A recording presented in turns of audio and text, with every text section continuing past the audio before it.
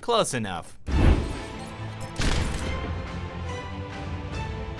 Greetings, TheWarOwl greets you. Now, you guys know I love breaking games apart, explaining how they work so you can get better and own them noobs. Overwatch provides a very interesting conundrum. Blizzard keeps a very tight leash on their IPs and code, so it's difficult to really determine 100% what's going on in the game. Where with Counter-Strike, I can just look at the hitbox. With Overwatch, we have to run some creative experiments with the limited controls we have, using our brains and experience to make conclusions that will lead to noob ownage. With the news that Blizzard is looking to modify the hitboxes in Overwatch in response to the criticism about how easy the shooting mechanics are, let's take a look at how the hitboxes currently work. I believe that each model in Overwatch has a corresponding static hitbox, but so do the projectiles fired by some of the character classes, which leads to some of the confusion we've seen about how hit detection works in Overwatch. A hitbox is just a simplified way of doing calculations for hit detection, though these days, they normally aren't boxes anymore. With the advent of capsules,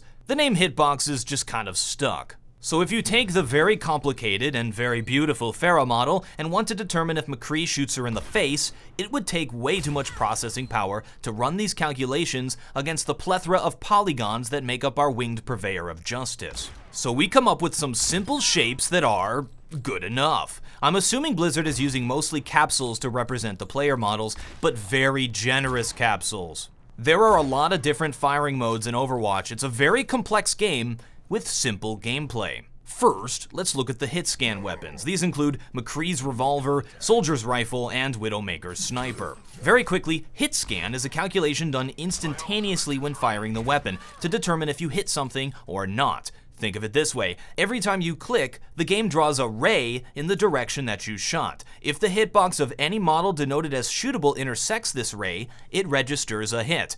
This is how the shooting is done in games like Counter-Strike. After shooting our lovely assistants all over their bodies, don't worry, they've donated them to science for the purpose of our experiment, we can see that the hitboxes of heroes varies greatly depending upon the hero.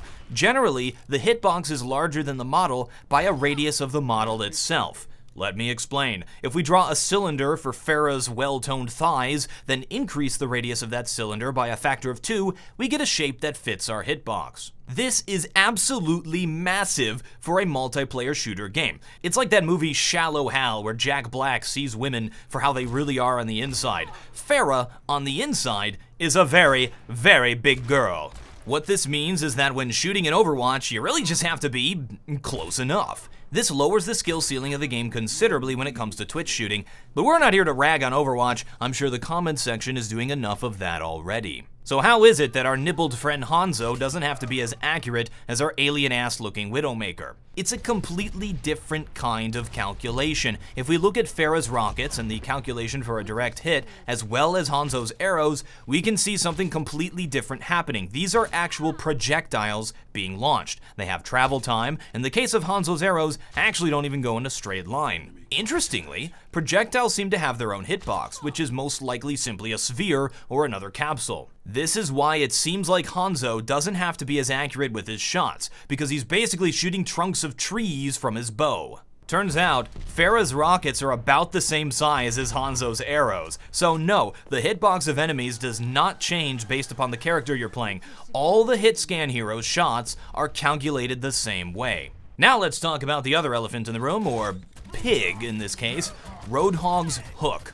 Roadhog Hook has some very strange properties to it. From our tests, it's clear that the hook has a hitbox that is much smaller horizontally than it is vertically. It also has travel time. If you can visualize it, you're actually shooting out this large rectangular prism to a defined range. You can actually hook a character above their head about twice the height of the character, since Roadhog's Hook seems to be fairly tall. Because this, we can actually hook a character without even seeing them. This is Soldier 76. Soldier 76, would you please stand up? Soldier 76 has learned the first lesson of not being seen. Don't stand up. Overwatch, however, is a very broken game. I'm actually surprised to see so much hate for Hanzo's arrows when Roadhog's Hook is far more broken. I also wanted to look at the shields in this game to see how the hitboxes work there. Reinhardt Shield is probably the best hitbox in the game. It almost perfectly fits his shield front and back. So obviously these developers aren't incompetent, they didn't fail to make proper hitboxes, they just wanted to make the game easier, possibly for consoles, but also because this game attracts a more casual, mainstream audience. But of course, they said they're going to be looking at the hitboxes and trying to make them a little bit more reasonable. Divas Shield is interesting, but actually very simple. It's pretty much exactly what you would expect, a giant polygonal hitbox that she holds out in front of her, in the shape of the geometric shapes we see projected. You can't shoot through it sideways because it's pretty much just a big polygonal figure. One hitbox that is very interesting is Genji's Deflect. From the front, the collision hitbox is about as big as Reinhardt's shield would be if Reinhardt was the same size as Genji. It extends all the way above Genji and very far out to the sides. But if you shoot Genji at an angle of 90 degrees from the side, you're still able to hit him. So it's a one-way hitbox. Projectiles and Hitscan Weapons can go through the shield from behind, but not from the front. I would love to see a visualization of this hitbox. It would really help learn how to avoid it. From what I can see, it's probably most similar to Divas Shield. For gameplay purposes, just know that when Genji deflects, try to attack him from behind and from the side. Overwatch is a game full of interesting properties. It's like a giant puzzle to unravel. The deeper you look, the simpler the game actually seems, and the better you'll be able to own them noobs. When I play a game, I don't see all the bright, flashy distractions. I look for what's really going on. If you look at the game as a series of calculations done on geometric shapes in a three-dimensional world, you'll play far better than just winging it based upon what your eyes see. Visualize the code. I'm TheWarOwl and I still have no closer.